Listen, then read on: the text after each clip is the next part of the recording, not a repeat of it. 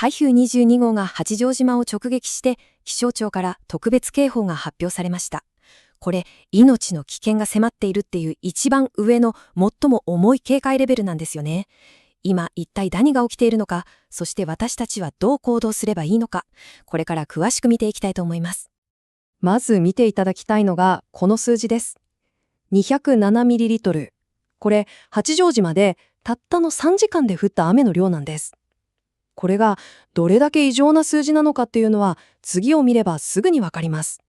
そうなんです。これ、島の観測が始まって以来、最大の降雨量なんですね。まさに記録的で、誰も経験したことのないような、とんでもない大雨が今まさに島を襲っている、そういう状況です。じゃあ一体なんでこんなとてつもない大雨になってしまったんでしょうか。その気象的なメカニズム、ずっと紐解いていきましょう。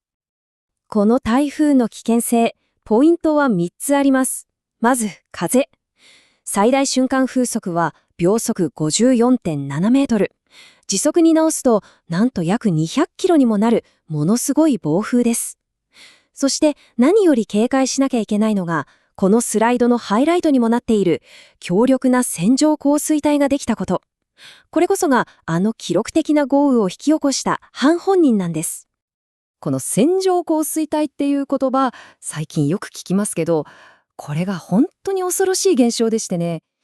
ものすごく簡単に言うと、巨大な雨を作る工場がベルトコンベヤーみたいに次から次へと雨を生み出して、それがずっと同じ場所から動かないみたいな状態なんです。結果、同じ場所にまるで滝のような雨が何時間も何時間も降り続けるわけです。このグラフを見てもらえればもう一目瞭然ですよね。左が一般的な台風の横量で、右が今回の台風22号です。もうレベルが違うというか、まさに桁違いの豪雨だってことがはっきりとわかると思います。では、この記録的な大雨で実際に島ではどんなことが起きてしまっているのか、現地の被害状況を見ていきましょう。島では広い範囲で停電が起きていて、生活のインフラが止まっています。多くの主要な道路が水に浸かって孤立している地域もあるようです。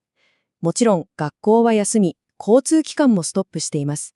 そして何より住民の方々には命を守るための正式な避難指示が出ている。そういう非常に緊迫した状況です。こちらが今現在開設されている指定の避難所の一覧です。対象地域にいらっしゃる方はどうか、ご自身の安全を第一に考えてください。ちょっとでも危ないかなと感じたら、絶対にためらわないで、すぐにこういった安全な場所へ避難を始めてください。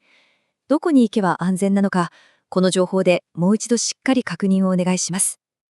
さて、命を守るためには、この特別警報っていう言葉が持つ本当の重みを知っておく必要があります。普段聞く警報と今回出された特別警報。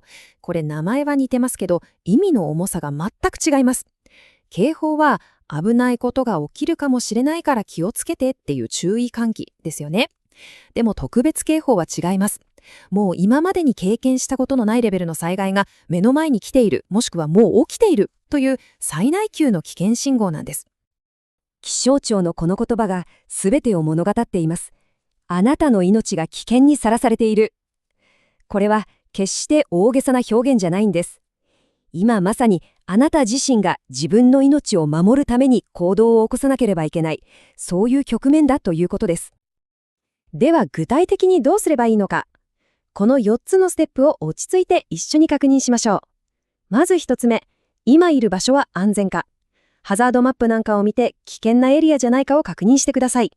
2つ目、もし危ない場所にいるなら、建物の2階以上とか、より頑丈な建物とか、少しでも安全な場所に移動する。3つ目、避難指示が出たらもう絶対にためらわない。すぐに避難所へ向かってください。まだ大丈夫だろうは一番危ないです。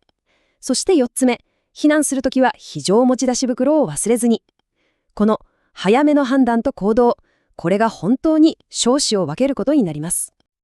さて、最後になりますが、今後の見通しと皆さんに心に留めておいてほしい警告についてお伝えします。台風は今、伊豆諸島を通過しているところですが、この後、勢力をあまり落とさずに北へ進んで、関東や東海の沿岸部、つまり本州に近づいてくる見込みです。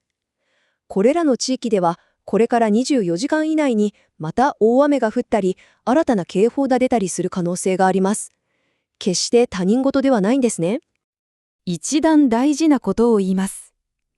脅威はまだ終わっていません。